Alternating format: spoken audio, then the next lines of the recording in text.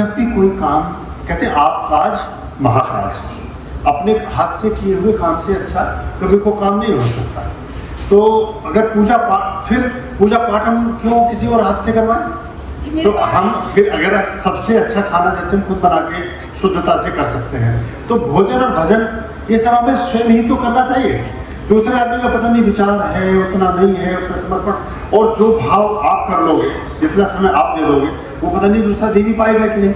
उसका तो फीस पर ध्यान रहेगा या बाकी चीज़ों पर ध्यान रहेगा।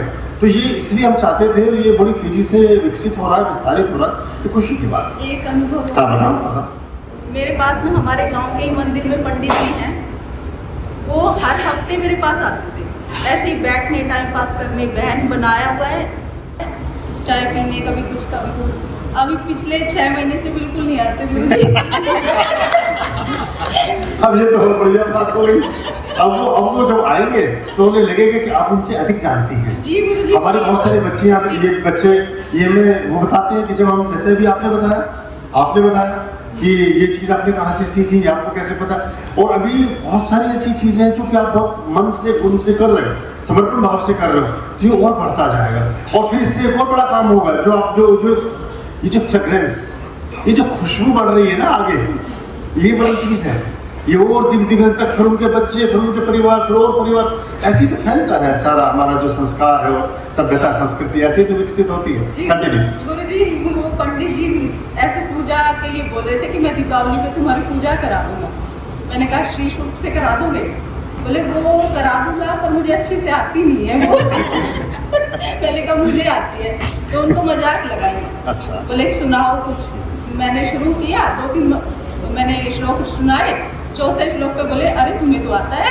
फिर वो चले गए उठ के। पंडित गुरुजी उन्होंने सुना नहीं मेरा बिल्कुल भी, और उसके बाद से वो आते ही नहीं है। कभी मैं कुछ पूछती हूँ ना, थोड़ा बहुत व्रत त्योहार के बारे में, बोलते तुम पंडित हो, मुझसे क्या पूछ रही हो।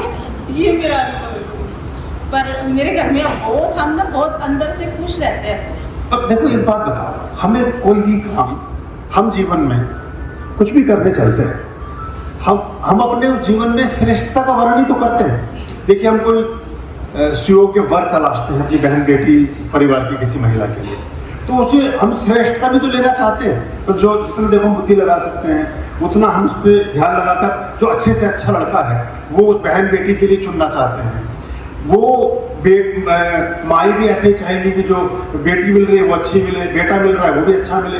समाज में कुछ भी, कोई यूनिवर्सिटी आप चूज करना चाहते हैं, कोई विद्यालय चूज करना चाहते हैं, कोई रेस्टोरेंट, कोई होटल, कोई सोसाइटी, कुछ भी, खाना, भोजन, सब्जी मंडी, सब्जियां रखी हैं, उनमें से अच्छी वाली चुनोगे आप। तो सब जीवन में सर्वांगीण स्वरूप में, समग्र रूपेण, इन टोटलिटी, हमें टॉप द टॉप चीज़ों को चुनने के लिए प्रवृत्ति परमात्मा ने दी है।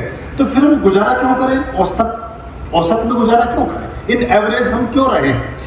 हम फिर मेरिट पर ही रहें ना। और जब फिर परमात्मा के काम में हम क्यों औसत में रहें? वहाँ भी मेरिट पर हमें रहना चाहिए, टॉप काम करना चाहिए। तो उसके परिणाम फिर आपको टॉप ही मिलेंगे, उसकी जो नतीजे होंगे वो वैसे ही मिलेंगे आपको, जो अपनी कल्पना से परे होंगे, क्योंकि शुद्धतम स्वरूप में आपने वो काम किया है। अगर एक सड़ी गली सब्जी खाने से मनुष्य बीमार हो सकता है, तो क्या सड़ा गला पदार्थ चढ़ाने से हमारी पूजा पाठ दूषित नहीं हो सकती? क्या हमारा देवता का स्वास्थ्य खराब नहीं हो सकता? क्या ऐसा समझो? वो उनका भोज्य पदार्थ है और आपने उनको खराब चीज खिला दी तो वो भी तो बीमार पड़ सकते हैं, वो रुष्ट हो गए। तुष्टो ददाति साम्राज्यम और रुष्टो हर्षि तत्क्षणात्। देवताओं के साथ एक बात ये है कि वो अगर संतुष्ट हैं तो आप एक पल भर में राजा हैं, और अगर वो रुष्ट हैं, नाराज हैं, तो एकदम बड़े से बड़ा जो राजा है वो फकीर हो जाता है। तो हमें श्रेष्ठतम ही ढंग से काम करना चाहिए, और यही हम करने भी जा रहे हैं। और आप जो सब हैं, आर्यम का शाब्दिक अभिप्राय भी यही है, टॉप ऑफ द टॉप, श्रेष्ठ से श्रेष्ठ, श्रेष्ठतम कोई भी चीज़ हो सकती है, उसका शाब्दिक अभिप्राय भी यही है। तो ये देखो, अब पंडित जी, चूंकि अगर पंडित जी, मुझे किसी पंडित पुरोहित से बैर नहीं है, लेकिन मेरा अव्यवस्था से बैर है, मेरा दोष और त्रुटि से मेरे को दिक्कत है, मैं एक्सट्रीमिस्ट आदमी हूँ। तो इसलिए ये जो पंडित जी को दिक्कत या किसी भी जी को दिक्कत हो रही है, अगर वो परमात्मिक व्यक्ति हों तो इस व्यवस्था से प्रसन्न होंगे। अगर वो अभी एक व्यक्ति के मेरे पास रोज फोन आते हैं। अभी कुछ लोग ना वो कहते हैं कि अभी एक बड़े आदमी है, उन्होंने अप्रोच किया कि आपके इंटरनेशनल प्रोग्राम है, लेकिन हमारे कोई मिनिस्टर है या कोई बड़े आदमी, उनको तो पता ही नहीं है और वो आना चाहते हैं। मैंने कहा उन्हें मत बुलाइए।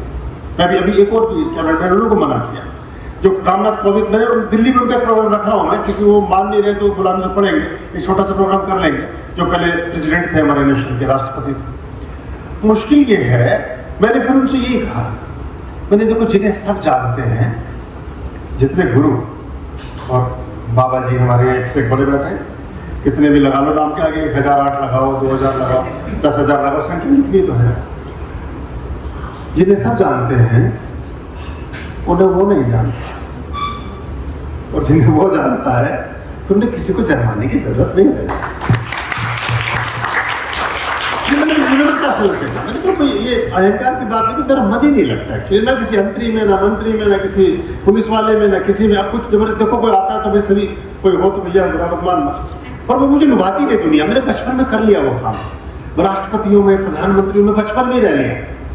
तो वो जो वास्तविकता मैंने बहुत नजदीक से देखी, बड़े बड़े पदों की, बड़े बड़े चीजों की, वो मुझे सारा मोह भंगी हो गया उससे। उद्योगपति भी सबसे बड़ा देख लिया,